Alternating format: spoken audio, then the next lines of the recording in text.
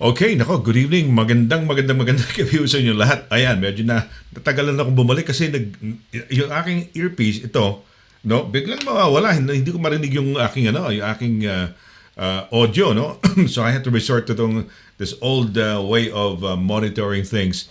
Anyway, hindi ko pa alam kung okay ako dahil tag dito. Uh, uh, Mamaya, pag nadinig ko na yung ating, siyempre, yung ating pinakamamahal na abogada na makakasama natin, doon ko lang malalaman na gumagana na yung aking audio. At the moment, I'm just relying on yung aking parang ano lang, mamaya. Anyway, good evening ho. Ma'am, naku, okay, nabubulol talaga kasi excited ako kapag Thursday.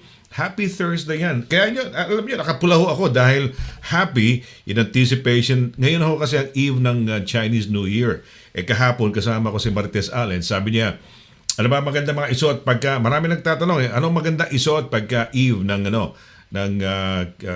New Year, Chinese New Year, at saka New Year na rin, no? Pula ho. Kaya nakapula ho ako. Parang Christmas color na rin ho ito. Pero siyempre, pag wala namang masama kung sumunod din. Malay nyo, swertihin ako, no? Swertihin tayo for the whole of the Chinese New Year, for the whole of 2021 dahil medyo mabigat yung ating 2020. Ganda pa naman ng number, 2020, double, no? 2020. Pero double, ano ho yun, medyo pahirap sa atin, no? Okay, tonight, ayan, now, it's another night of immigration advice. At syempre, pagka Thursday, excited tayo dahil after this, another week na naman. And you couldn't wait for, Thursday to be around, no? So ito ho, mga kaibigan, narito ho yung ating pinakamamahal na abogada ho, eksperto ho sa immigration. Siya ho ang managing partner ho ng Douglas Simon Solicitors. Walang iba kundi yung ating pinakamamahal na abogada, si Attorney LIRA Simon CABATBAT. Attorney, happy Thursday! Happy Thursday, Sonny. Kamusta po? Okay naman. Ayun, okay naman. Teka muna, hanapin ko. Ayan. Hello, Ati. Yeah, narinig mo ko? Ayun. Okay na. Okay, pasok na sa tenga ko. Happy Thursday sa'yo. Magandang Thursday, oo. Ayan ka na naman. Yeah, happy Thursday. Yeah, and it's Valentine's week, ha? Yes, Valentine's week. It's a Sunday na nga pala. Okay, well, meron akong tanong ng kahapon, topic ko. Kailangan, tawag dito, parang kulang ba pagka, let's say, when you haven't got a sweetheart on Valentine's Day? Para bang, should there be a sweetheart, attorney? Or, ang tao ba, do they long for somebody to be with or to have somebody na masabing, I've got a love on Valentine's Day? Ikaw, what do you think? Yeah, no, I don't necessarily not think so. No, it's Valentine's Day. I think nowadays, at least I like to look at it. Just general, spread the love. Be kind to people, especially nga ngayon. Sabi mo, 2020, double 20, but actually, 2020 was double trouble, diba? Double trouble last year, 2020. Yeah, last year. So this year, Valentine's Day this year, it's a Sunday, no? Di ba Sunday yung It's Valentine's a Sunday. Day? It's a Sunday, Sunday. Yeah, kung wala kang sweetheart, spread the love, be kind. No, why not? Di ba? We had a caller on. I had this my kumare si Marites Allen. She's a celebrity feng shui expert, and somebody rang up the program. Her name's Via yata.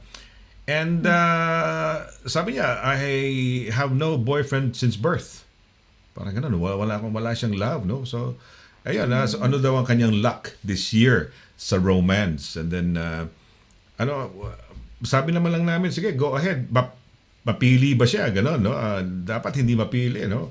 Basta give it a try. Natatakot daw siya na to fall in love yata. Baka masaktan or something, no? Sabi ko hindi, it's part of di ba, life yan. Yeah. Kung isipin mo lagi na kaya ka hindi makipag-sweetheart, baka masaktan ka, that's wrong, no? It's like saying that how can you succeed if you don't experience failure, di ba? Failure is actually a positive thing, di ba, towards success. You know now what to avoid.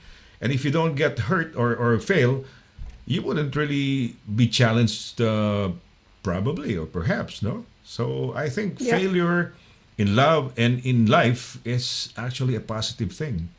So give it a try, di ba? No, absolutely. I know.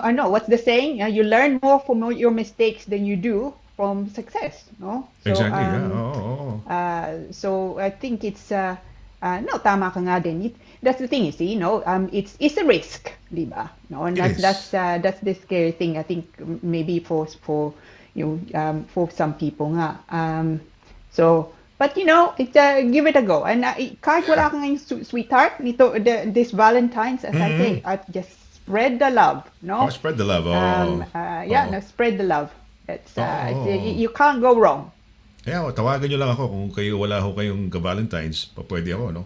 Available ho ako tayo. I will be talking to you guys 24/7 on Valentine's Day. Oh, na-joke lang, attorney, hindi ko kaya 'yon. 24/7 ba? hindi ko kaya 24/7. No, it's just that yes, spread the love, no? 'Di ba? Spread the love. At wag hong matakot na masarap magmahal. It's wonderful. So masakit din, 'di ba? Pero ganun eh. Sabi nga, it's better to have loved and lost than not to have loved at all. Sino ba nagsabi na? Shakespeare Tama. ba? Hindi ko alam kung sino Yeah. nagsabi nun. Yeah. Nahiram lang natin. Okay, tonight, attorney, we have a very wonderful topic. Teka muna, baka may mga pagbati Yes. tayo. Hindi ko pa nasimulan itong mga pagbati natin. Kasi ako'y, while the music was playing, nahihirapan ako, nai-stress ako doon sa aking earpiece. Meron akong Oh. earpiece dito. Ito, oh. Pagka mahal-mahal nito, magkano? More than 100 pounds tong, alam mo, Yeah, when you yeah. buy original Apple mga mahal eh. Ito, yung aking lalagyan, no? So, yung pouch. I had to go back to this one kasi habang nagmo-music, parang nawawala eh. So, sabi ko, teka muna, Oh. mawawala. May mga sasabihin ka mamaya, pagpapaliwanag na, alam mo naman, lagi ako may notes. Pag hindi ko nadinig, wala na, patay na. No? So, kompleto yung aking notebook dito. How do you call noteboard o parang ano. Ayan, kompleto yan. Yeah. Oo. Okay, topic natin tonight. Nako, very interesting at Yeah. maraming natuto. Ito ay tama-tama, love eh. Kaya love pa rin ang pinag-uusapan Tama. natin, no? Ayan. Ayan, ito, yung mga, siyempre, ito, nagkakagulo-gulo. Maraming drama ng buhay dito sa immigration na to. Sa mga spouses, fiancés, no? Alam ko, may kwento ko alam, no? Talagang papatayan pa sila, no? Ito, ayan, topic natin under spouse and fiancé applications. So, meron tayong cute na title, Joining Your Spouse, or Your Sweetheart in the UK. Ayun. Yes. Oo. Yeah. Ano, joining from outside, coming in. Yeah. So pag-usapan natin nga, so sabihin natin nasa Pinas kayo, o yung sweetheart nyo nasa Pinas, they want to come into the UK. So anong kailangan mangyari? Anong kailangan yung gawin? So Yes. it's following on from the love week, no? Okay, attorney. Love Week. Oo nga, nakakatuwa. No? Love Love Week. Oo nga naman. Tama ka naman. Di ba? Tama nga naman. From Love Week, no? Ay, teka muna. Inaano ko to, ino-on ko lang kasi itong ating ay yung mga, may mga pagbati na kagad tayo, no? Mga Oh, good. nagmamahal sa atin talaga. Siguro magpabati-bati muna tayo, attorney, no? Bago natin ituloy yung sure. ating Kasi Valentine's Day malapit na, and it's Christmas, Chinese New Year tomorrow, pero today ang paghahanda, no? Parang din yan, Christmas Eve ng mga sa New Year, attorney, no? Parang ganun din yan eh. Teka muna. Tignan ko lang kung, ayan, okay. Let us see yung ating mga pagbate, no? Oh. Have you had dinner already, attorney? Yeah. I mean, it's I'm ashamed to say for dinner I had Doritos. Really? Oh, okay. But have you ever tried eating, attorney, yung paborito mo, yung tuyo, no? In the evening? Have you ever tried doing that? Oh yes. Really? You did, no? You know, yeah. Oh. But not tonight though. But yeah. Not tonight. I had You've had it. Doritos and tea. Oh. Right. Doritos, ha? Okay. Ako naman, ang dinner ko, sa popcorn. Pareho tayo, no? Popcorn. Oh, Yeah. popcorn, So popcorn. you're a Oh. bit healthier than me then, no? Butter popcorn to, attorney eh. Doritos kasi, di ba? Parang ang kalaban mo naman dyan is yung salt eh, di ba? Yun ang kalaban mo riyan. Yeah. Okay, attorney, ito yung mga pagbati lang. For some of the earlier friends of ours, no? Yung ating mga very Ah, good avid fans and listeners, viewers, friends natin, no? Ayan, si Ma'am Cora Carsola says, ano ba sabi niya? Oy, teka muna, so, agahan nyo ho yung mga questions ho ninyo ngayon, no? Agahan nyo earlier. Kasi last yeah. week na overtime yata tayo, attorney, no? Sa Yeah, dami sayang nga talaga, lang grabe. yeah, yun na nga. Oo, sa dami, So, no? yeah, so si Ayan, Miss Corsola, ikaw na magbasa, Carsola, attorney. sorry. Carsola, Okay, yeah. sorry. Yeah, so Cora Carsola. Hello po. So sabi niya, hello Sir Sonny, Attorney Lira. Happy Thursday to you and all. Ayan. Yeah. Ito, Yeah. kita may second? Ano yung second na lumalabas? Oh, yeah. Oh, this is from another regular natin, Lisa Hobbs, no? Happy Thursday to everyone. That's so Ayun. nice, no? Oh, Yeah. yes. Oh, tama. Oh, happy Thursday. Naging happy Thursday na. It's Absolutely. become a catch phrase and catchword, no? A catchphrase. Ayan, Alma Gonzaga, attorney. Oh, so Alma Gonzaga, sabi niya, greetings sa inyo and more power to the show. So, To your show. salamat Ayan, po, siguro Gonzaga. naging... Yeah. Ha? Yeah, to Alma your show. Gonzaga, Yeah. oh. Hello, Alma. Mabuhay Yeah. ka, ha? Alma Gonzaga, no? Ayun. Salamat po. Oh, naku, ito, Okay. meron ka ng gumaya na sa'yo. Na-influensyahan mo na. Okay. So, spread the heart. So, love. Yeah. Oh, Good yeah. PM. Yeah. Ayan, Sheena oh. Ninay.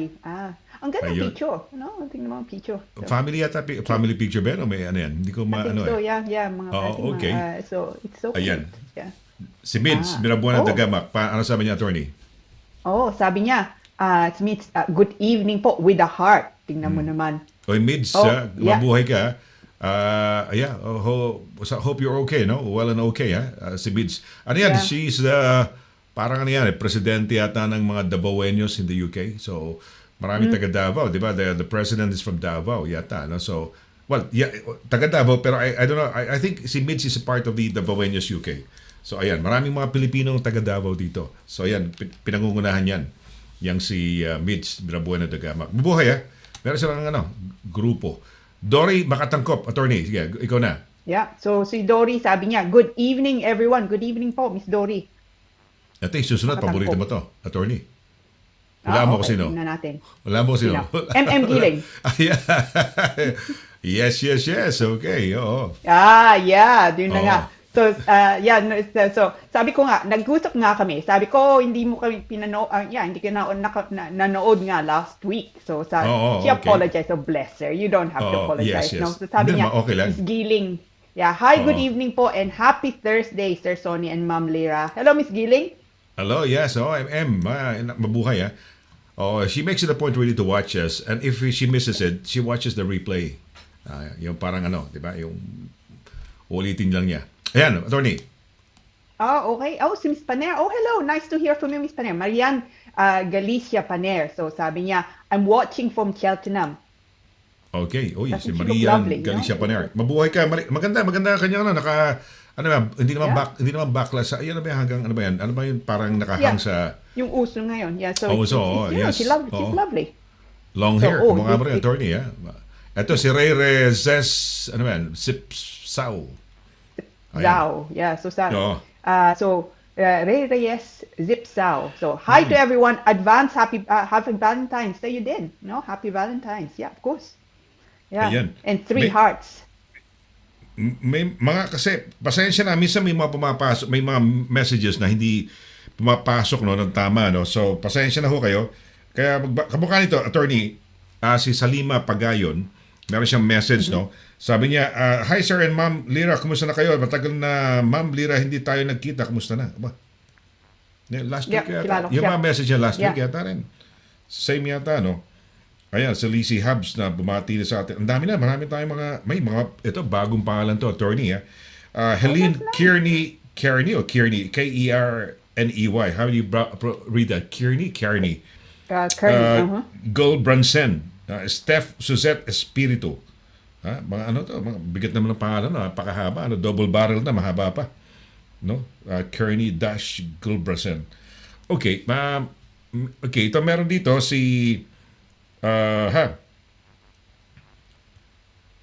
Okay. Sandali lang. Angin ko itong aking salamin. Tanggalin ko nga lang. Sabi ni... Ito, Kathleen Season Taberna, attorney. Sabi ni Kathleen yeah. Season, okay, sabi niya, magandang gabi, watching from Hampshire. Sabi ni Salima uli, pagayon, hi sir and ma'am Lira, good evening sa inyo. Kumusta na kayo at lalo na kay Attorney Lira? Matagal na tayong hindi nagkausap. Ingat po ulit. Inulit niya siguro, kala niya dahil hindi mababasa sa first part. So she had to do it again. Okay, yes. Yeah, kumusta po? So mabuhay kayo, kumusta kayo at happy Thursday. Ayan. So kung may mga tanong ho kayo, ipasok lang ho ninyo so that soon as matalakay na ni attorney itong ating topic for tonight dahil tama-tama, very timely dahil nga Valentine's Day, Heart Month. So ayan ho, pag-uusapan na natin. So, attorney, sige, no? You can probably take it away, no? Sandali lang. Ano lang natin yung ating ma-flash natin yung pinaka topic of the night natin para nang sa ganun ay makita nila. So, ayan. Okay. Ito mga kaibigan, ito na ho si attorney, no? Para ho sa ating topic, makinig ho kayo. Kumuha ho kayo ng mga papel. Katulad ko, may papel ho ako ngayon, no? Ayan, oh. Ayan, so mamaya may nakasulat na naman diyan. Dahil syempre, maski paano ho, we learn. Sabi nga, every day is a learning. Ano ba? Dapat you have to learn every day, something new every day. No? Yeah. Sabi nga nila. Diba? Okay, eto na mga kaibigan. Siyempre, eto na si Attorney Lira para doon sa ating topic for tonight. Joining your sweetheart. Very interesting. Makinig tayo. Okay. Yeah, so ang topic po natin nga ngayon, you're joining your sweetheart in the UK given that it's Valentine's week. So, now, sabihin natin, ang sweetheart nyo nakatira sa Pinas, no? She lives in the Philippines or he lives in the Philippines and you want to live together in the United Kingdom. So, anong kailangan nyong gawin? So, what do you have to do so that he or she nga may join you in the UK? So, things to watch out for. Now, the law, so kung gusto nyong tingnan yung batas, it's covered by what's called Appendix FM. FM is short for family members. So, kung titingnan nyo nga yung Home Office website, you need to type in Appendix FM and FNM, and there it will list all the conditions. So, let's go through those. Now,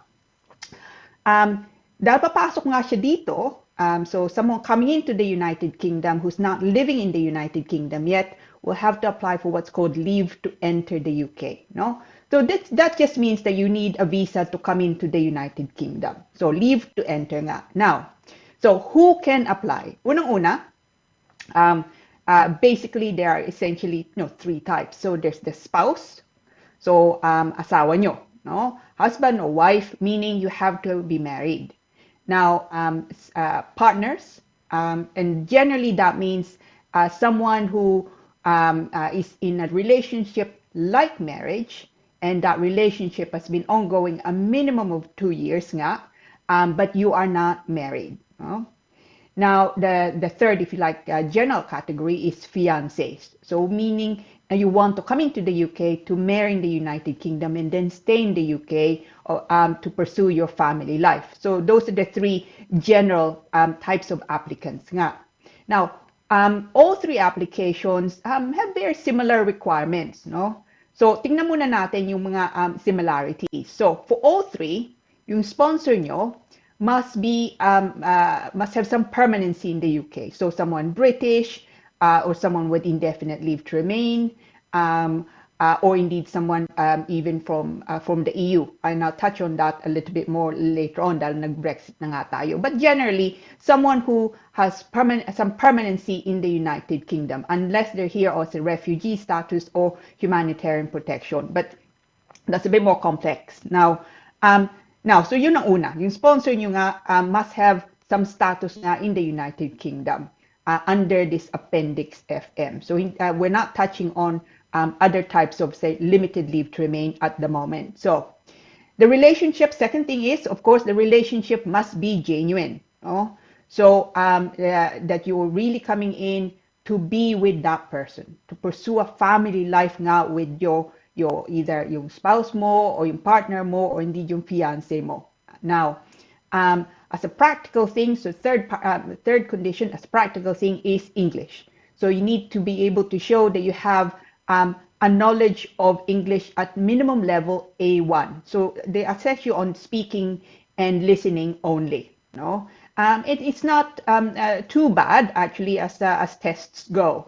Because you're coming in from the Philippines, you need to do that. For some other countries, like say the US, they do not need to satisfy the A1 is speaking and listening in English. Pero sa Pinas, you do need to satisfy that. Again, as a practical and general requirement, TB test. No? So you need to have a certificate, a TB certificate that you don't have TB, tuberculosis nga, and that must come from a designated clinic. And as far as I know, there are only, I think, still 2 clinics, and one is in Manila.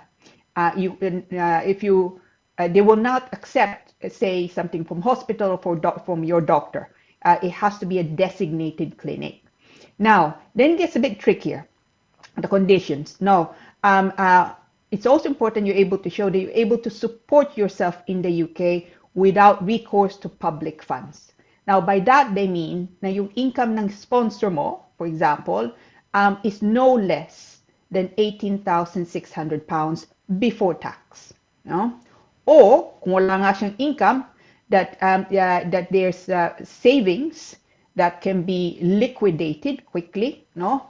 Of a minimum of £62,500. Now, if your income is 50, or your sponsor's income is 15,000, you can still show some savings, which I think is something like £25,000, and that together you'll be able to show that you're able to maintain yourself in the UK without recourse to public funds. Now, remember, we discussed this before also in previous podcasts. Kung meron kayong mga anak na sasama nga din, then the income requirement goes up. So for the first child, kailangan yung dagdagan 3,800. So if it's 18,600, then you add the 3,800 if you have one child.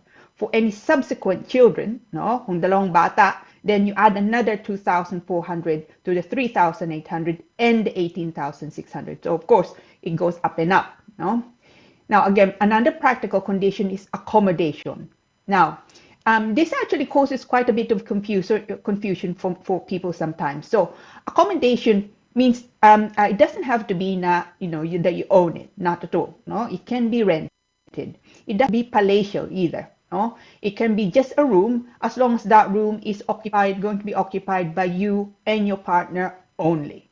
I mean, it can be, as I say, it can be a studio flat, it can be a bedsit nga, it can be a house that you share with others, but you and your fiance or your partner nga have one room together. It doesn't have to be something they own. I've had quite a few people say, well, you need to, kailangan ba bumili kami ng bahay? And the answer is no. Yeah? So it's enough that you have accommodation. It doesn't have to be bought. It has to be rented, but it must not be overcrowded. No. Now, as a general thing, actually, for all sorts of, for most applications, actually in immigration, all applications really is character. So, kung meron kayong conviction nga sa atin, then that may cause a problem. And if you do have a conviction, then you need to justify why it is that you still satisfy the character requirement. And of course, if you've been in prison, the longer you were in prison, or the more serious the offense is, then the more difficult potentially it would be. No? But you must make representations. So don't simply give up. So generally, those are things that you need to be able to satisfy kung yung asawa nyo o kaya yung fiancé nyo and your say partner, but you are unmarried, want to come into the United Kingdom. So those are the conditions now, if you like, are very similar in relation to all 3 types of application, but there are quite major differences also. Now, fiancé. So a fiancé means exactly that. Punta nga siya dito simply to marry in the UK. Now, the good thing is, once you're married in the UK, hindi niya kailangang lumabas. He or she can then make an application in the United Kingdom, pagkakasal na nga kayo, to swap over that visa, yung fiancé visa, to that of a spouse. The fiancé visa will be for a maximum nga of 6 months, and during that time you need to marry, and you really must marry. No? And then once you're married, you then need to swap that visa to a spouse visa. And then you will get the additional visa, which is as usual is 2.5 years. And then you become a spouse visa holder. Now, there's a difference as regards fees also. So I'll go through the fees separately. Now, if you, another difference from say a spouse or a fiance is if you are not married. So as I was saying before, you need to be able to show that you are in a relationship akin to marriage. And that generally means that matagal na kayo, so 2 years as minimum. The difficulty often with that is evidence, especially kung nandun nga kayo sa Pinas, it could be that you're not really living together, even though binibisita ka, or you have contact. It could even be that you've been engaged for a long time. It's just you're not really living together. And even if you are living together, sometimes the difficulty is evidence. Now, every good evidence would be things like bills. If you have a mortgage together, then that would be good. If you're renting a place, then of course tenancy agreement nga. So it's for you certainly to show that you are actually in a relationship, and for the minimum of 2 years. Now, so that can be somewhat tricky. So if you have a choice, if there are no reasons why you should not marry, say in the Philippines, then it may be an idea to get married. Of course, the difficulty is if you're already married nga sa atin, and sometimes that's the case. And if that's the case, then you have no real choice, but of course to make an application as an unmarried spouse to come into the United Kingdom. Now, there are also differences, differences in fees. So unmarried spouse, so the 2 years nga, and spouse, the fee at the moment, and it's for whatever reason it's charged in dollars, US dollars nga, is £2,174. Now, I checked out the exchange rate to pounds, and in pounds it's £1,574.42 as of today's date. Now, on top of that, as a spouse and also yung unmarried spouse, if you like, there's what's called an IHS, so your contribution to the NHS.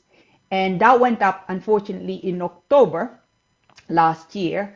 It went up from £400 to £600 per annum. And so now it is the equivalent to £1,500.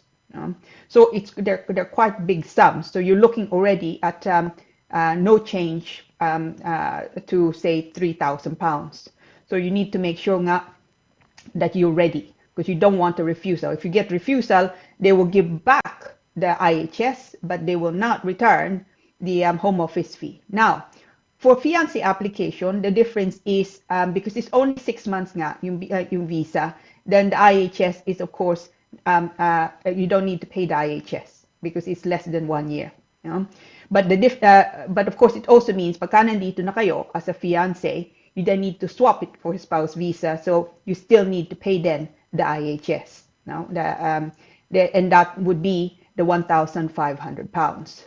Now, so there are different possibilities. Now, let's say makakuha kayo ng spouse visa and unmarried spouse. What would you get? Now, you would get a visa for 2.5 years, so 30 months nga. During that time, pwede kayo magtrabaho, pwede kayo magbiyahe, pabalik dito, hindi nyo kailangan panibagong visa. So it's a very good visa to have. No recourse to public funds generally, but otherwise, no limit nga as to the type of employment na you can undertake. So if you want to be part-time, or you want to take up 3 jobs or no job at all, then you're quite open nga to do that. Now, sa fiancé, and this is another difference between fiancé and the other types now of visas, is you can't actually work. You're not allowed to work in the United Kingdom whilst you hold a fiancé visa. You will only be able to work once you've been able to swap that visa to a spouse visa, and not before. And if you work before, then you may be in breach of your immigration conditions, so be careful. So if you're looking to come into the UK and you need to work fairly swiftly nga, then think seriously about getting married, say in the Philippines, and then coming into the UK as a spouse rather than say as the fiance. Sometimes people would prefer to come in as a fiance because this is where really they want to marry. Now, distinguish though the fiancé type visa to a marriage visitor visa. Pwede din yon, no? So someone who's coming into the UK simply to marry and is going to go back. That's also used by others, by people who just wants to marry in the UK and they want to go back because they're not quite ready yet to come into the United Kingdom on a long-term basis, no? So you can also apply for visitor visa, but a marriage visit visa to come into the UK. Now that's a maximum of 6 months. During that time, you still need to marry. The main difference between that and the others is kailangan nyo bumalik, no? A marriage visitor visa is exactly that. Visitor visa nga lang. Not allowed to work also, no? But you need to go back and then from the Philippines, come back into the United Kingdom, of course, as a spouse. And you need to satisfy again the conditions nga. No?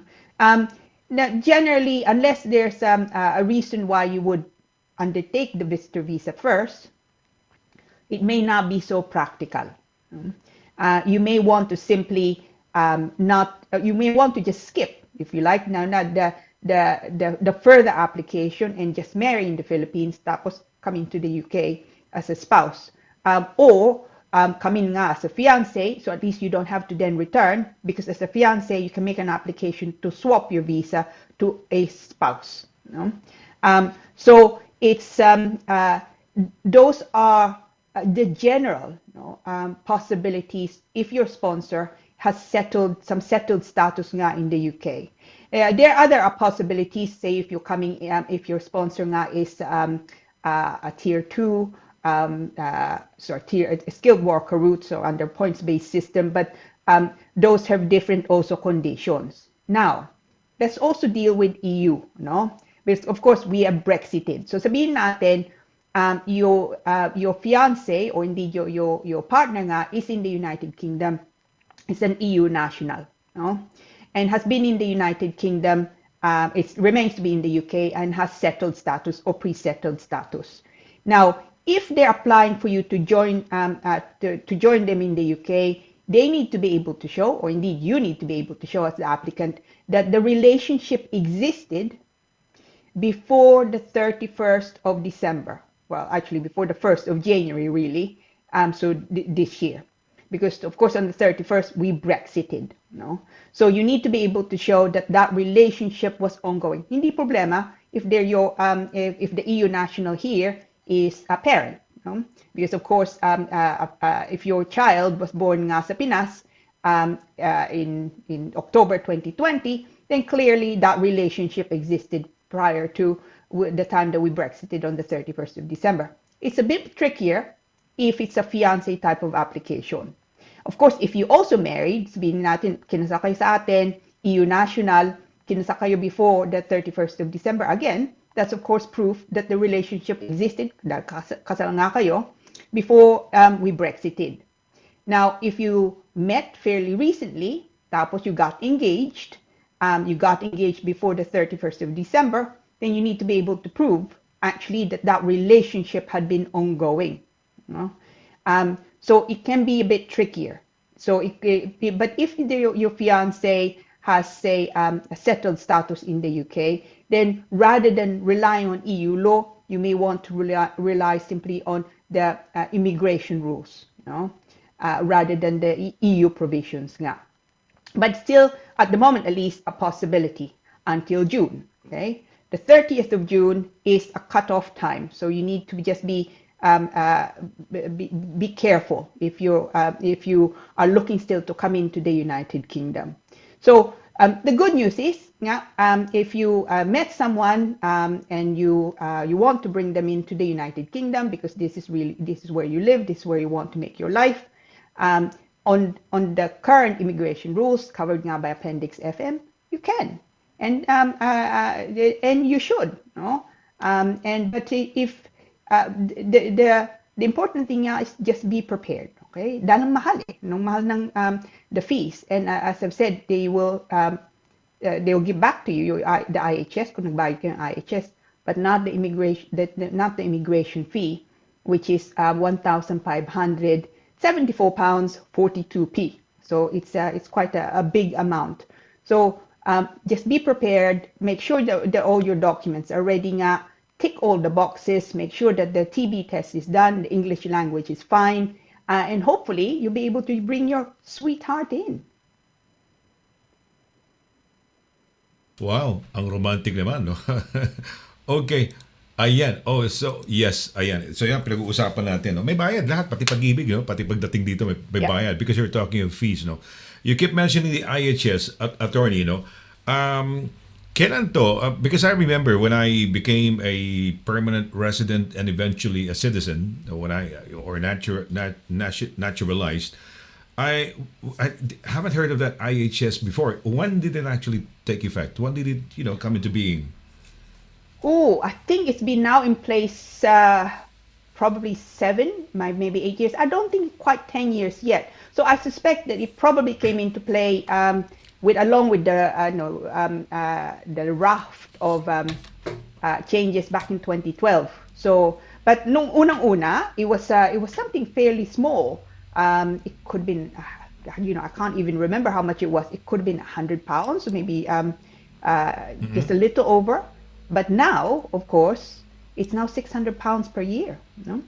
So, Wow. kung 2.5 years ang kukunin nyo, which is the 30 months for a spouse nga, you're already looking at 1,500.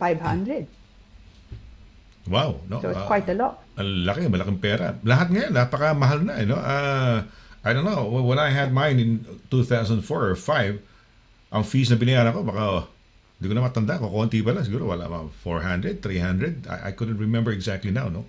Pagkatagal-tagal na. Yeah. Si Mario said, mas mabuti ho bang pakasalan ko ang girlfriend ko dito kaysa sa Pilipinas? Ano po ang pinakamabilis na ruta? Tagalog, ruta. Ruta. Okay. Well, Ano ba mas maganda? kung meron Mas siyang maganda visa, ba? Oh, kasi go ahead, yeah, attorney. yeah. Well, it depends really kung anong situation mo, Mario, no? Dahil kung nandito siya, may visa nga siya dito. Sabihin natin, estudyante siya, o kaya meron siyang visa under the points-based system, the old Tier 2, or indeed, recently the skilled worker route, o kaya nandito siya, say, as a domestic worker, ganoon. So, kung nandito na siya, then it's probably better to make an application kung may status nga siya dito. Dito na kayo magpasok. Dito na kayo kasal, dito na kayo magpasok, no? So at least ibig sabihin hindi niya kailangang umuwi. And of course, kung hindi niya kailangang umuwi, then practically speaking, kahit matagal lang nga yung application, it matters less dahil magkasama Andito nga kayo. Magkasama kayo rito. Oo nga, Tama. magkasama sila.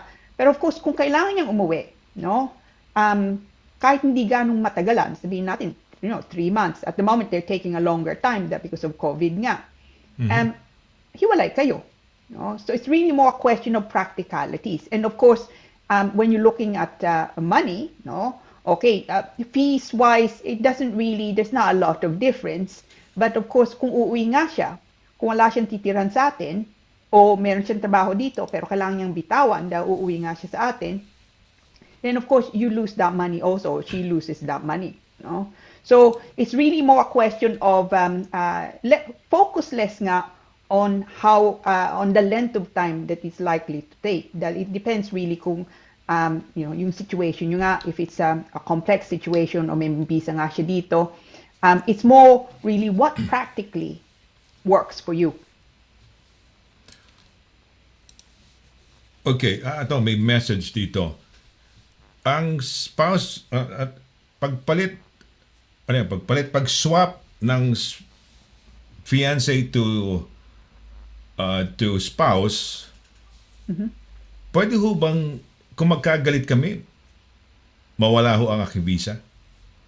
Mawala. Siguro asawa siguro, no? Pwede ba? So, may ganyan din, attorney, may ganyan, parang panakot din minsan, di ba? Merong mga gusto magsumbong na since we haven't got any, parang wala ng existing relationship ngayon, parang nagsusumbong yata. I think we had a previous case, nagsusumbong yung asawa sa home office ba na parang wala na ako riyan, have no relationship anymore. Pagka ganyan, is it really a dangerous situation? Are there remedies for magkaminsan mga babae kasi mga Pilipina, no? May chance ba na they can hang on or have a chance to still stay? Yeah, attorney. Yes, there's also a possibility still nga of staying. So, yung question nga, can you swapping from a fiance nga to a spouse, kung may mangyari sa relationship, what would then happen? Now, going from fiance to spouse, if the relationship breaks down either at fiance level o kaya at the spouse level, kung hindi ka pa indefinite leave to remain in the UK, kung wala ka pang settled status, problema pa rin, no? So as long as you do not have indefinite, kung wala ka pang settlement status nga in the UK, malaki pa rin yung problema. Dahil kailangan mong pakita nga na nagsasama kayo, sinusuportahan ka. So that problem will continue kung fiancé ka o spouse visa ka. Now, sabihin natin spouse visa ka, tapos hindi ka nagkasunduan, the relationship broke down. You can see about swapping over the spouse visa nga to something else, as long as you're qualified. So for example, spouse visa ka nga, and sabihin natin you have qualifications, sabihin natin nurse ka, nandito ka, and you want someone sponsoring you to remain in the UK under the points-based system, skilled worker route, for example. So that's one possibility, no? Now, sabihin natin, meron kang nakilalang iba, no? And you want them to divorce your fiancé, or you're unmarried, you separate from the first partner, and you have now a new partner. Now, this possibility also to swap over that relationship visa that you have with your first partner to another partner. Yung nga lang, if it's a spouse visa, hindi pwedeng idugtong yung spouse visa to the next spouse visa. Okay? It's a separate application altogether. So yung 5 years na kailangan yung pakita to get indefinite, the first spouse visa will not count towards that. So absolutely, there are possibilities, and there also, in some cases nga, there are exceptional circumstances, especially kung may mga bata. So it's also a possibility to swap or extend nga the visa on something else because of yung circumstances. Ano yung attorney? Parang nagkaroon ng fiancé visa, halimbawa, nag-breakdown, let's say, after a month or two, tapos, are you saying na may existing fiancé visa? Can you, in a limited time, for example, 4 months, meet another love? Can that satisfy? You eventually get married? Pwede ba yun? Yeah. Ano ba yung sinasabi mo you can use, or I don't know, no? So, may fiancé visa, siguro 1 or 2 months lang, parang nakaka-turn off na. In the process, may nakilala. May remaining 4 months. Is that a fiancé visa to a particular person, or is it a fiancé visa in general? Yeah, it's a fiancé visa, of course, granted on the basis of your relationship with that person. With a particular person, but, okay. Yeah, with that particular person. But having said that, it is, of course, it's a general visa. It's just nandito ka in order to be able to marry. So kung nandito ka na nga, no, and then actually you come to the UK and then you realize, I don't actually want to marry this person, no, and you meet someone else, then nothing actually is stopping you from marrying the new person nga, no, and of course making an application. But of course, the Home Office are going to be concerned about the genuineness of that relationship, no? And they may even say, and I've seen this also happen, that you were not really serious about the first relationship nga, and it could be that they argue that in fact that visa was obtained by deception. No? So you have to be extra careful nga, because effectively you come in on the basis of one relationship, and you're looking to stay on the basis of another. So it makes it quite a bit trickier. But it's a possibility. Possible din, pero mahirap. Possible, pero mahirap. Yeah. You wouldn't advise that, or you would, ano ang best situation dyan? For example, the breakdown, the person wants to be here, no? Like you said, diba, may chance ba na ma-deny ng ng Home Office dahil nga parang gano'n, ba? Deception siguro or deceit or whatever yung sinasabi mo. May chance ba? Are there Yeah. cases like that? Have you heard of cases na they arrived here as on a fiancé visa on this particular individual? Eventually, may ganun ba mga stories na event tapos na napangasawa iba using the fiancé Yeah. visa? Yeah, no, it happens actually. That happens absolutely. Fiance visa, and then it breaks down, and then they go on to marry someone else. Or what often happens is nandito as a spouse, tapos the relationship breaks down. They then get a divorce in the United Kingdom, and then that person, when extending the visa, that 2.5 years wants to extend it on another basis, on the basis of another spouse. So they then go on to marry someone else on both occasions. I think the main concern for the Home Office would be genuineness of relationship. Is the second relationship or indeed the first? Is it genuine? And so you need to work that much harder to, of course, show that indeed the relationship is genuine. Kung meron kayong anak with the second relationship, then that may be less of a difficulty. Meron nga kayong anak, and that's children is always not necessarily conclusive, but certainly a very good evidence of genuineness of relationship. But so either way, there are potential difficulties. You need to pay particular attention to when you're trying to show genuineness of relationship. Ayan. On the matter of the marriage visitor visa attorney,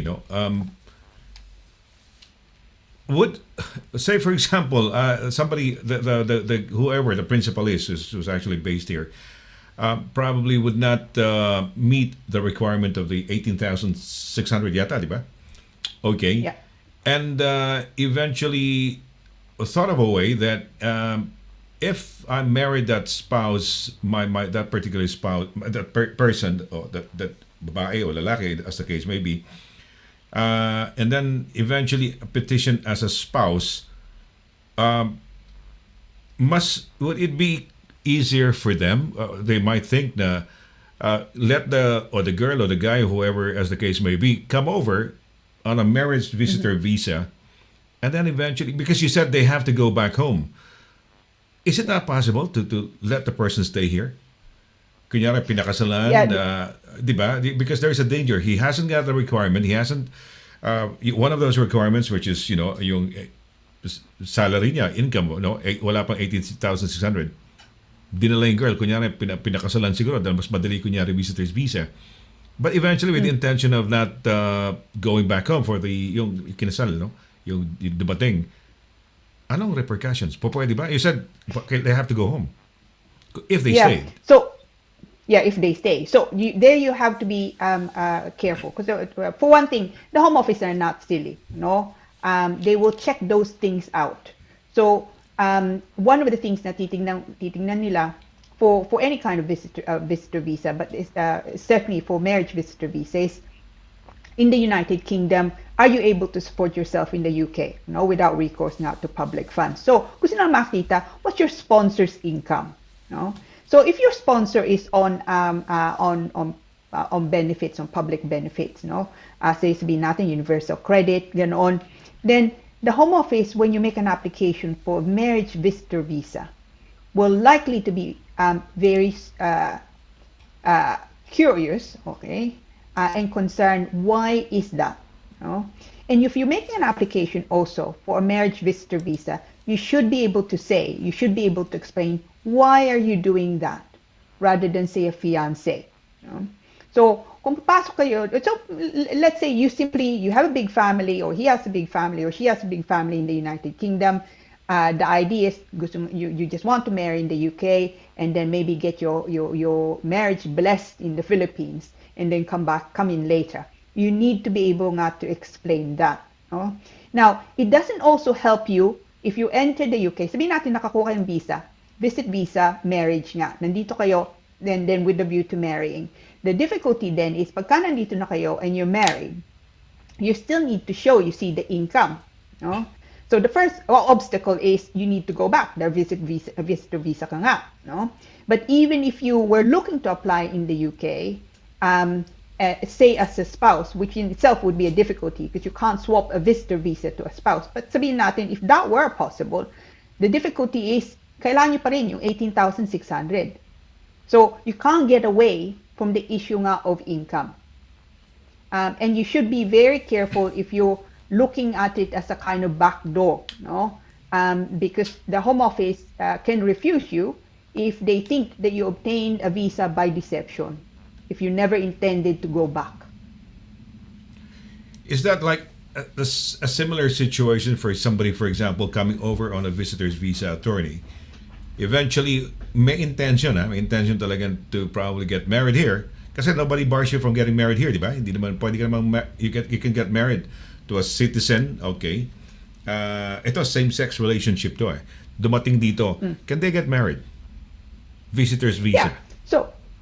Yeah. So ito, visitor visa o kaya overstayer, sabihin natin. So paso na yung visa niya, no? Okay. Kahit paso na yung visa niya, he or she can still marry in the United Kingdom. Yung nga lang, because of the limitation on the visa, you need to meet with a designated registrar.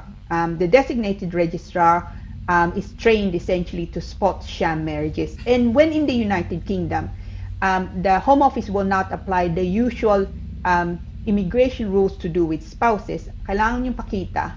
You need to be able to show some kind of exceptional circumstance, no? That you can't pursue your family life elsewhere for whatever reason nga. So it could be that you find, okay, kinasal nga kayo dito, nagpasok yung application dito, but you may find that the application is then refused in the United Kingdom, still requiring you therefore to go back sa atin and then make an application to come back in because there are no exceptional circumstances, which means doble nga lang ang problema. Oh, okay. May nag-message lang dito pero very anonymous, attorney. Attorney, matagal na ho ako rito. 11 years na ho. Meron ho bang chance na ako ay ma-regularize? Ano ibig sabihin regularize? Siguro to... Yeah. To regularize the stay. Stay. Yeah. Siguro. Yeah. Parang trabaho, no? Regularize. Okay. Yeah. So TNT to siguro. 11 years ng TNT to. So, siguro, may chance pa ba? Ganun. Wala na ba yung 10-year rule? Attorney, 10-year rule ba? Wala yan? No, meron pa rin 10-year rule. Pero ito, so there are essentially two long residence rules, no, applicable to you. So, unang-una, well, this doesn't actually apply, but I'll mention it. Yung the 10-year rule. The problem with the 10-year rule is it must be lawful residence in the United Kingdom. So, kung TNT ka na, then it's not applicable to you. Now, yung pangalawa, it's 20 years po, unfortunately. So you're still 9 years shy of the 20 years kung 11 years ka na nga dito. Now, you can of course make an application potentially just on exceptional circumstances, on private life and family life kung meron kang pamilya nga dito. So basically, sasabihin mo sa Home Office, Article 8, which is human rights nga, right to family and private life would be breached if they require you to leave the United Kingdom. So kung meron kang pamilya dito, especially mga bata, that's a possibility. Kung meron kang partner nga dito, kahit hindi nga kayo kasal, again, that's also a possibility. Pero kung mag-isa ka nga lang dito, no? Okay, 11 years ka na, mag-isa ka nga lang dito, ang pera ay pinapadala mo sa atin, and that's really been the case for the last nga 11 years. Then I would say to you, be extra careful in making the application. Because kung ang support mo nga lang, matagal ka dito, chances are, even though 11 years ka na dito, it would be a very difficult application. So, ingat ka. Okay. Mukhang nag-freeze yung ating yung message board natin at the moment, no? So, I'll just read a question here. From D.N. Riza, attorney. Sige, bago ko basahin yung mga kay D.N. Riza, basahin ko lang yung mga nanonood sa atin, no? Dahil siyempre, would like to acknowledge them, attorney, no? Yes. Yes. Ange Bailey, no? Mabuhay. Rose Thomas, Oh, si Darmin Ballarinon. Darmin, mabuhay ka, no? From Belgium. Okay, Crispina Smith, Lenny Ferrer Alarcon, Jerome Facon, Salima Pagayon, of course, bumati na siya. Chel Banya Sabrera, si More Vic Jen, okay, mabuhay. Leonora Tubo Garsanilla, Corazon Amor, si Grace Gem, Joyce Baluyot. Oy, Joyce Baluyot. Wow, kilala ko to. Kaibigan natin to. Yeah. Joyce, mabuhay ha. Nice, nanonood ka ha. Rhea Gatchalian, okay. Hebert Tumaning Santiago, Kathleen Season Taberna, Ella May Omamalin, no? Dennis Yabut, mabuhay. Jason Poknid Binay An Bataan, Mercy Ornido Flores, Maymay Mastura. Actually, ang magbasa pa lang ng mga pangalan ng mga Pilipino, napakahirap dahil iba yung mga apelido minsan, medyo unique, no? Rosalina Tablizo, Mers Loterio Lauro, Abay-Abay, Abay-Abay Butlig, Jessa, Marikit, Marikit means beautiful, di ba? Maganda. Palisok Samonte, Marilyn Badillo Dragas de Lara, Litis Catan Reis, Jonathan Orenzo, Abel Cambe, kaklase ko to ng high school. Abel, mabuhay ka. Oh, may kaklase, Abel Cambe. Alright, Abel, nanonood sila sa atin. Mabuhay ka, no? Melody Peralta Sheldon. Parang yung novelist na Sidney Sheldon, no? Marina Ramirez Bansil, Priscilla Pen. Uy, meron pala akong meet attorney, ha? Yung Pinay, she contacted us kasi yung husband niya is a writer-author. And he would write mga crime stories, mga detective stories, or any novel, no? Pero ang backdrop, Philippines, ha? Pero British ang writer, si Arthur. Oo, nakakatuwa eh. Nakakatuwa. Si Emeline Rafael, na late ngayon to, itong friend natin si Emeline Rafael. Siguro, no, medyo may demerit ka ngayon, Emeline, ha? Ikaw naman, you're so tough. Oh, hindi naman. Hindi, kasi di ba, pag love niya tayo, at the start of the show, she should be there, di ba? Tama. Ayan. So, kami dalawa ni attorney, masama ang loob sa'yo, no? Ayan. Priscilla Pen, di ba? Magdidisagree si attorney. Okay, Dal Poblete, Marisol Pimentel, okay. Mirna Santua Sykes, Jocelyn Aguinaga, Kamran Hussein Wado, Jesus Cesar Cerezo Canabi says, good evening from mga kabayan from Scotland. Kung Hei Fat Choi. Ayan. Mary Antoinette Pleban, Helen Green is watching us. Si Saj Nosnibor, Amira Guest, Rosel Sarmiento Bautista, and Miles Mape.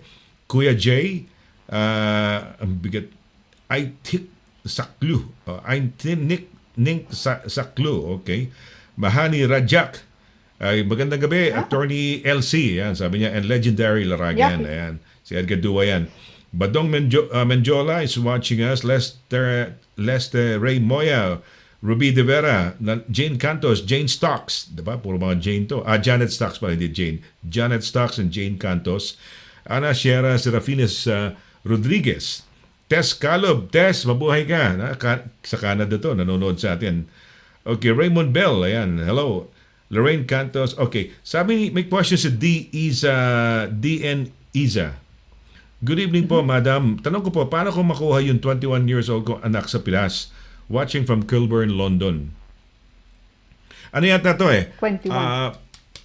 Baka merong sakit yung anak niya, 21 years old. I think she's banking on yung baka pwede makuha na may sakit. But anyway, attorney yan. Ano mga scenarios sa 21 years old na? That's adult adult natin siya? Adult dependence, no? Which we discussed last week. Yeah. Okay, yes. Attorney, go ahead. Yun nga po. So, yung nga.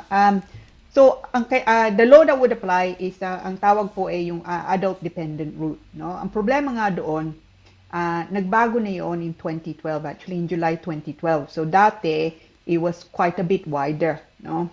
Ngayon, kailangan yung pakita, for example, na may sakit siya, yung anak mo, and na, hindi siya pwedeng gamutin nga sa atin, or you can't afford to also get the medical, you can't afford to medically nga get him better sa atin then. So, it is quite difficult. So, put it this way, if he's 21, or if he's 21, okay naman siya, wala siyang sakit, no? And he just wants to come into the UK because he wants, of course, to join his mom. Chances of succeeding on the adult dependent route to give him some permanency is incredibly low, if not impossible po eh.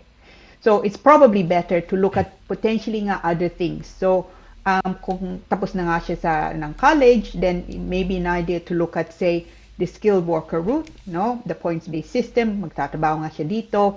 So also possibility kung gusto niya mag-aral dito, of course, a student visa, but that is quite expensive. We know the tuition fee. So you may be limited nga in the type of application na magagamit niya simply because of yung edad nga niya eh. He's over 18, and of course, that means he's no longer, strictly speaking, your dependent. Okay, yan. Lorraine Cantos, no? She says, gandang gabi po, happy Thursday po, both of you. Ayan, thank you, Lorraine. Thank you very much. Franz Pinedo says, or Pinedo, hello po, good evening po, Sir Sonny and Attorney Lira, mabuhay po kayo. Mabuhay ka rin, Franz, no? Yeah. Hindi ko alam kung Bisaya to. Sabi ni Badong Menjola, gandang gani po. Gani. Siguro. Baka gabi. Mali, baka hindi Bisaya. Baka yung N, letter B ang gusto niya i-type, naging gani. Ito pala, kinorek niya. Gandang gabi po. Mirna Santua Sykes, pasensya na, hindi ko ma-flash attorney yung ating mga questions, but I'm just reading them out dito sa ating no? Hi po, sabi ni Mirna Santua Sykes, hi po, balo po ako at may fiancé ako sa Pinas. Ano po ba ang process kung gusto ko siyang dalhin dito? So meron siyang fiancé sa Pilipinas. Yeah. Balo na siya.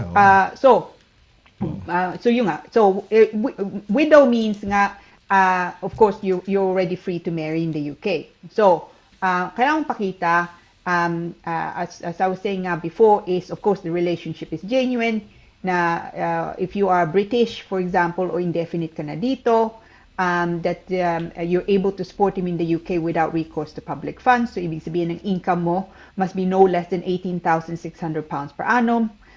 Kailangan pa rin niya gawin yung TB test, no? Nawala nga siyang TB. Kailangan yung English language din, which is A1 level naman. Kailangan niyang accommodation pagka nandito na nga siya. And of course, he needs to also be free to marry. I mean, clearly you're free to marry because you're already a widow, no?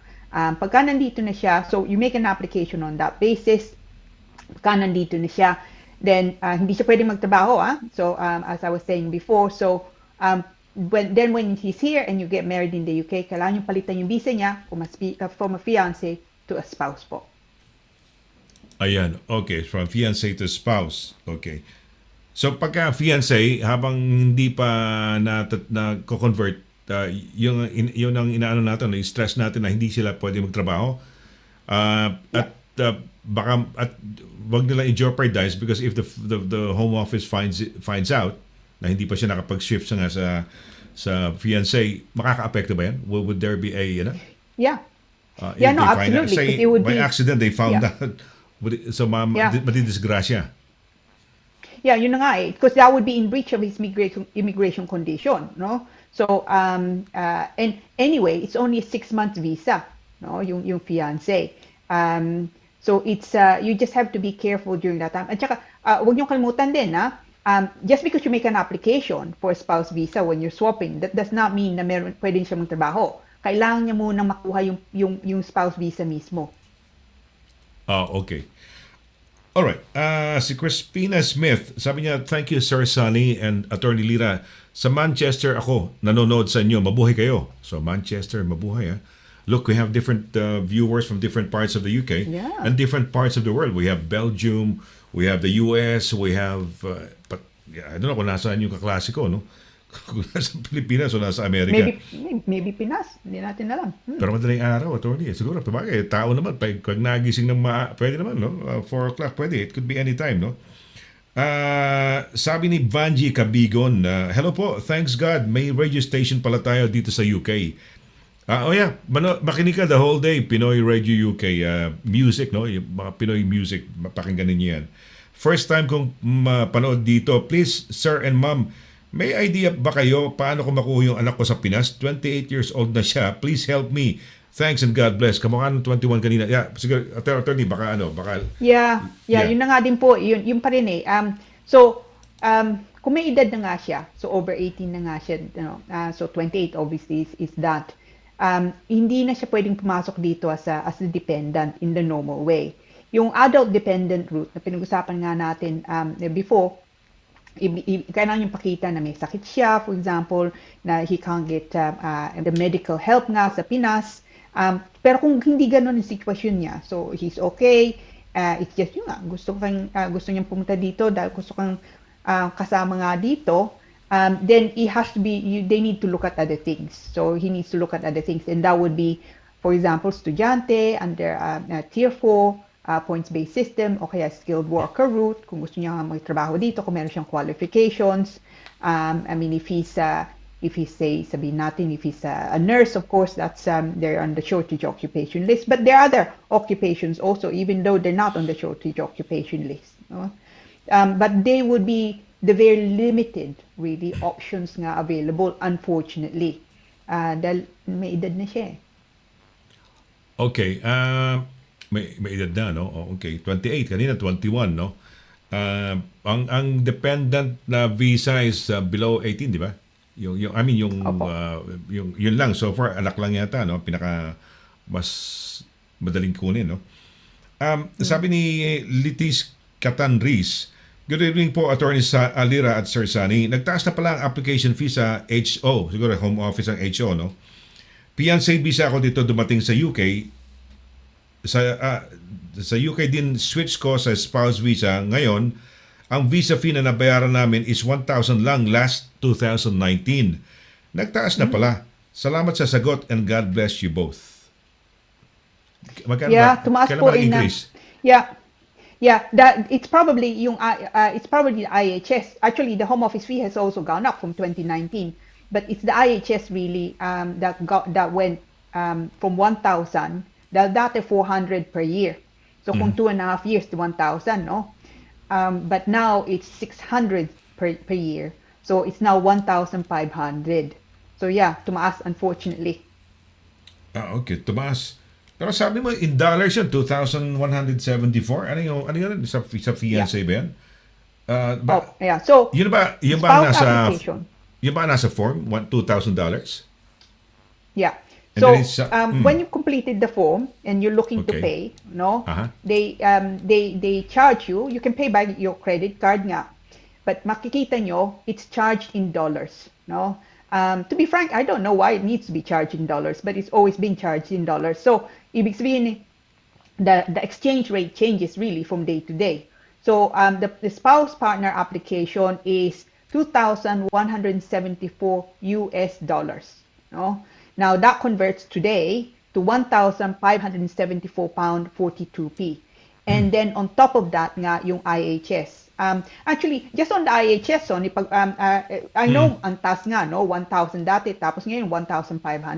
But one thing that people should not also forget is by paying the IHS, no, which is your contribution to the NHS nga, it allows you access to the NHS in the United Kingdom. So if you look at it, 2.5 years yun, 2.5 years, ang bayad mo lang, contribution mo lang, 1,500. It's actually a very, very generous and good deal, no? Dahil kung may mangyari sa iyo, nandito ka, ayaw ko, masagasaan ka, no? Or you have some kind of attack, no? I will bet you the 1,500 is spent ever so quickly in a hospital, no? So to pay the one that really is when you look at worst case scenario, kung may mangyari nga sa iyo, kailangan mong operahan, the 1,500 that you contribute towards the IHS is really a small amount, considering what you get back in return potentially. Okay. May message dito na biglang flash sa akin. Lourdes ang pangalan niya. Ma'am Lira, kung kukunin ko yung pamangkin ko at magtatrabaho sa negosyo ko, pag nahuli ho ba may mangyayari? May anong mahuli? Yes. So, kung kukunin niya, so, I mean, Pero I'm maganda guessing rin now yun, di ba? na, Magandang way itong ginagawa yeah, ni. Well, you can get people. Yan ang ginagawa ng mga ng mga century property, mga kung ano mga marami nun mga real estate companies, they will send a representative come in as a on a parang visitor's visa, pero andito sila working for the company, no? Pero ito si Lourdes yata kinukuha niya yung pamangkin niya to work sa kanyang business, no? Pwede ba extend yan? yeah. Kunyari, I know some people are doing this no? Merong mga darating na mga kamag-anak. So Lourdes, okay, Yeah, ano mangyayari, attorney? Mahuhuli yeah. ba? Pag nahuli, ano Lourdes, mangyayari kay Lourdes? it's a bad idea on so many levels. Unang-una po, you can be penalized, no, as an employer. Yeah. And I can't even remember what the fine is, but it's really looking at thousands of pounds. And depending also on the circumstances, it could be that they even charge you on a criminal offense. Now, tsaka yung pamangkin mo, kung mahuli nga siya, and then she's not allowed to work, you will find na she will have problems coming back into the United Kingdom, and actually, unfortunately, probably going to any other country. Then, of course, she would have had a background nga. And for you, as I say, as an employer, kahit nga meron kayong relationship nga, you will likely be fined. So it's such a bad idea, Lourdes. Don't do it, truly. Ayan, okay. Ayan, so wag mong gawin, no? Okay. Meron kasing mga ganun may nababalitaan din ako, mga pumupunta sa Australia, kukunin ng mga relatives to work there, ganyan, para sa ano. Ang visitor's visa, what's the maximum that you can extend? Pagka let's say 6 months initially, may extend pa ba another 6 months yan, attorney, while in country? No. Can you? Hindi You cannot. Six months, yeah. Yeah, no, 6 months is unless there are truly exceptional circumstances, then a visit visa cannot be extended beyond 6 months.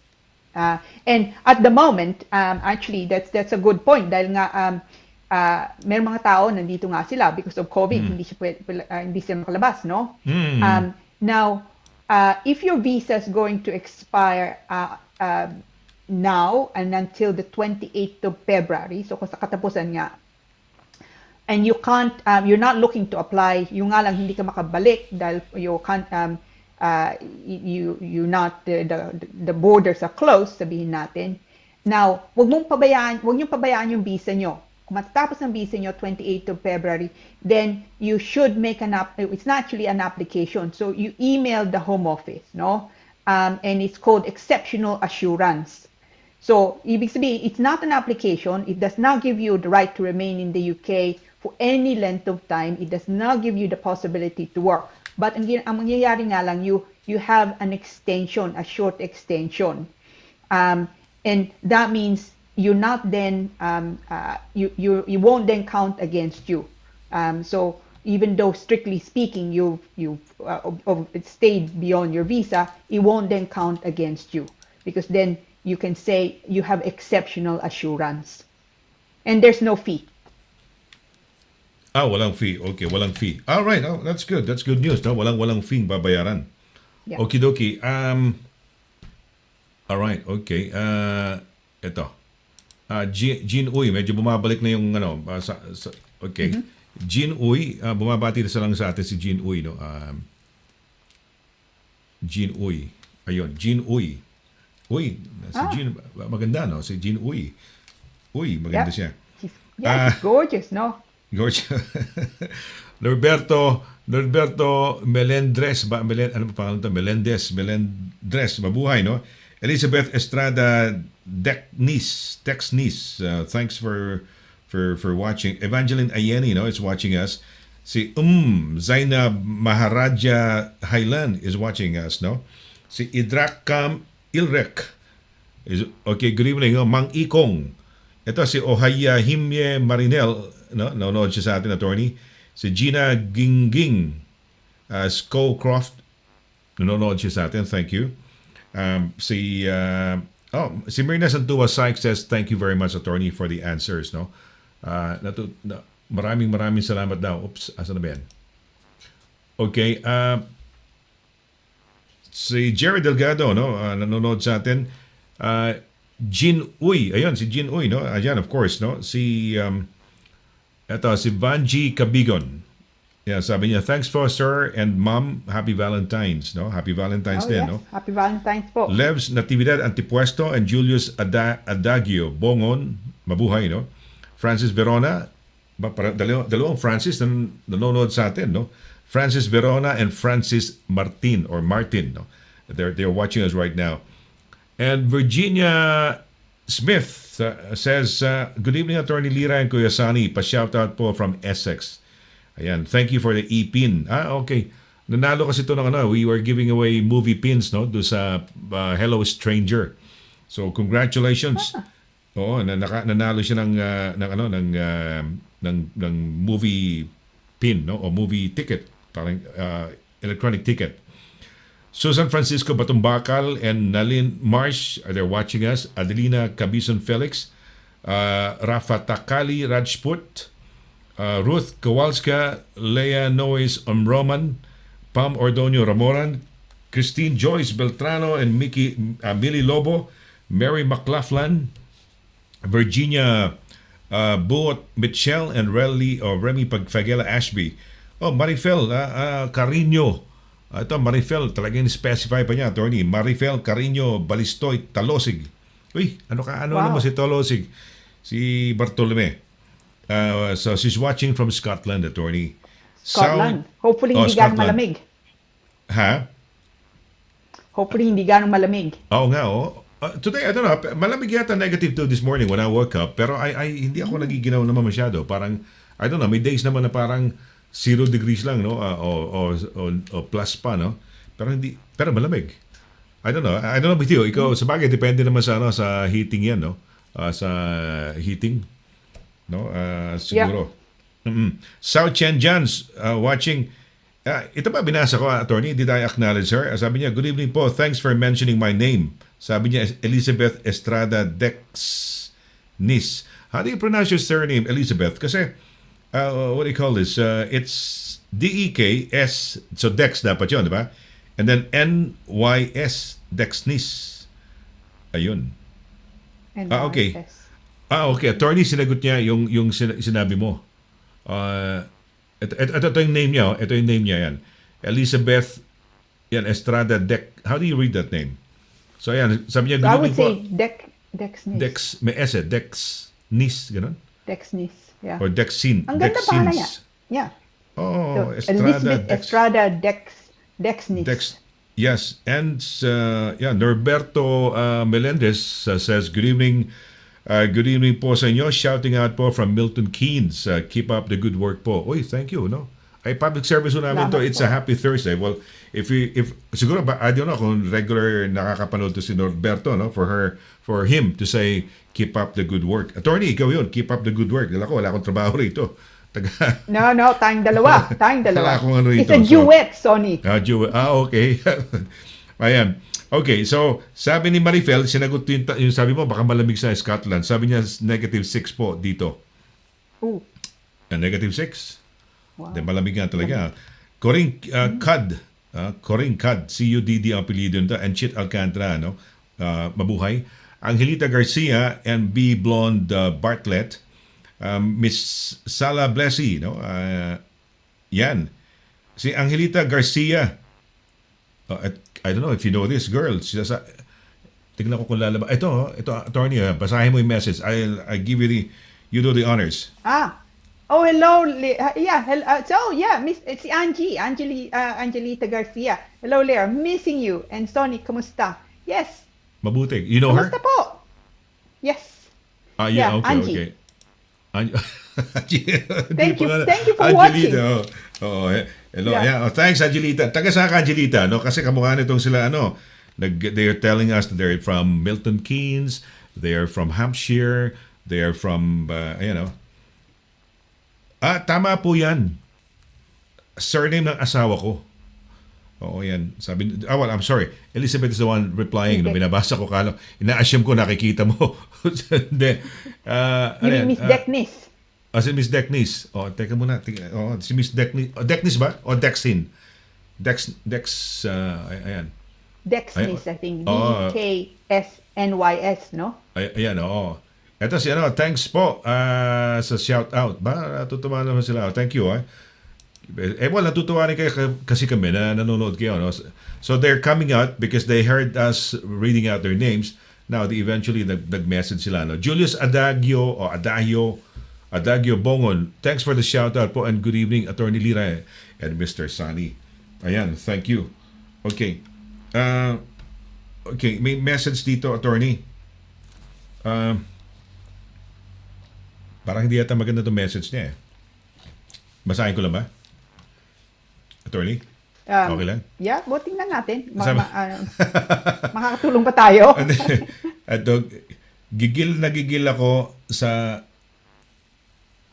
kapitbahay kong Pinay. Gusto kong ituro sa home office. Mabilis ba ho siyang ma-deport? Oh, sir, ito. Look. No. I mean, mabilis ba deportation? Are they brought to a certain prison muna before they're sent back home? Yeah. So, just generally about removal, ano. Removal yan, no? It's not really a question nga mabilis. It could be na kung mahuli nga yung tao, that they have other ways of staying in the UK. So, kung mahuli nga sila and they make an application, it could be that they're able to regularize their stay. Pero ito po, sir. I mean, it's a general thing, really, no? Look, you need to be, I don't know if it's if people should be comfortable, no, na making immigration allegations nga. So I mean it could be na wala nga siyang problema, so my motto is, live and let live, di ba? Kasi we're talking of love tonight. Marami mga cases ganyan. Because of love. Minsan, di ba? Parang nagkakasalusan. They're after the same guy.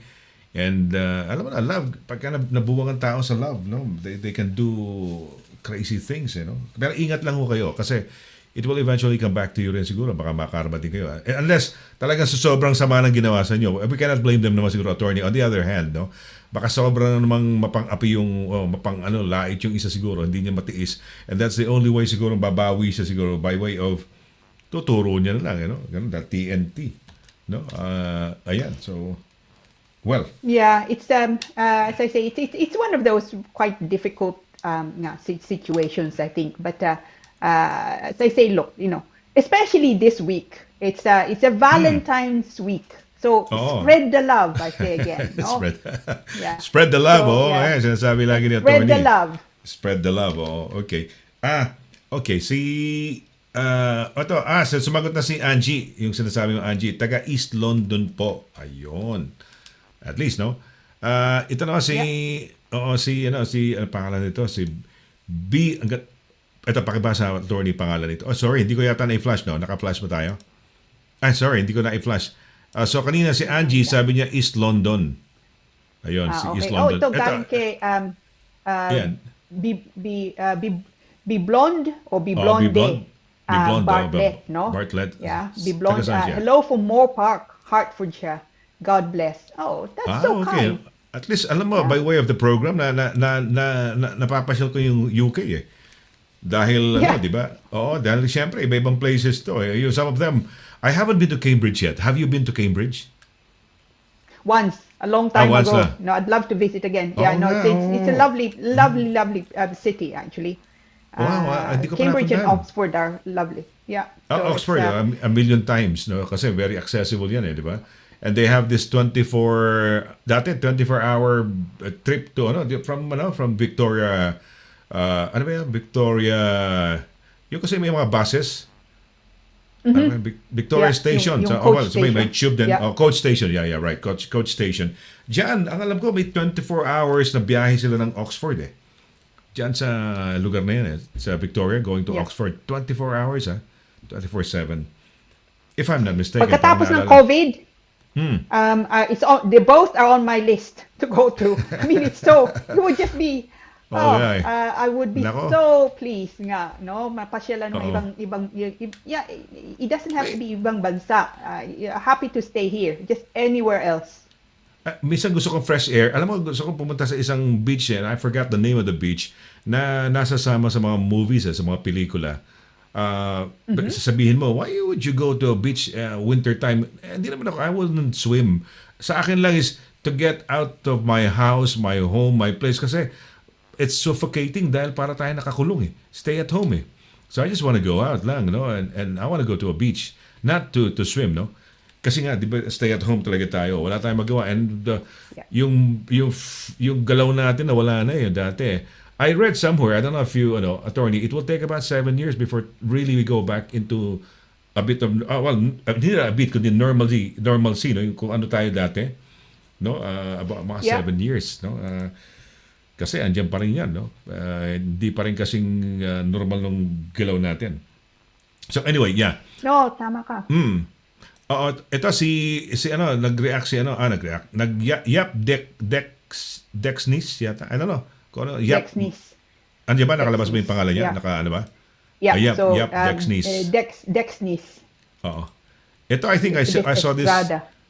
Did we see this name last week? Si Richie Borse. Sabi niya, good evening po, Sir Sonny. Ma'am Lira, happy Thursday. God bless. Was it last week that we saw him? Yata, no? Si Richie Borse. I think so. Yeah, I think so. Oh. Yeah. Kamusta po? Okay. Kamusta, Richie, no? Borse. Ito, okay. Forgive and forget. Ito sabi ni Mids Mirabuena Dagamak. Baka doon sa pinag-uusapan natin na yung na tuturo na lang niya yung busit na siya sa, alam mo na, yung pinay niyang kapitbahay, no? So, Yeah. forgive and forget. Oo, tama nga naman. Tama, Baka Tama.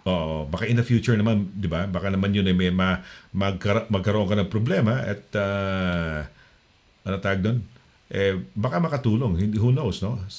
Ay, ito, Yeah. kapareho mo at medyo meron ka rito nga to, attorney. May copyright ka rito, ikaw naon rito. Ayan, spread love, life is too short. And then, joke lang, Mitsa. Tama po. Exactly. Oo. Yun nga, oh. Ako nga, gusto kong makapasyal ng mga do the things that we wish, no? Tapos work towards them, no? Yung mga gawa tayo ng wish list, no? Na mga gagawin. And then try to tick them off, no?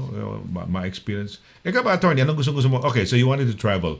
Ano pa ang gusto mong gawin? Ano bang so nas makawala tayo, no? Let's say okay ka na, you had a break from the office. What is it that you wanted to do really? Yung parang ano? Well, okay. I mean, kung dito nga lang, so limited to the United Kingdom.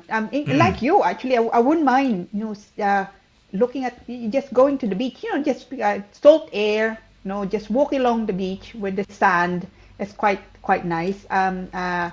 Yung piscina nga namin, hindi malayo sa Richmond Park, so we're very lucky. So yeah, so it's really just a few minutes walk, really, Richmond Park, where you have, I think it's the biggest urban walled park in Europe, no? And you really? have deer. That's Wow, Richmond Park. dang. Wow. And of course we have the free roaming deer, no? So it's a lovely place. So I'm very, very lucky, luckier than an awful lot now of people who do not have that facility very close by. But I do, even if it's there, as I say, to visit the countryside. Derbyshire is lovely. Peak District, for example. Wala pa, hindi pa ako napunta rin. Napunta ka na ba rin? Namimiss ko. Napunta na ako sa Peak Hindi District. pa ako napunta na, di ba? Hindi pa ako napunta rin. Peak District, ano pa ba yung mga ano? Hindi ko pa napuntahan yan. Yung, so I'd love to.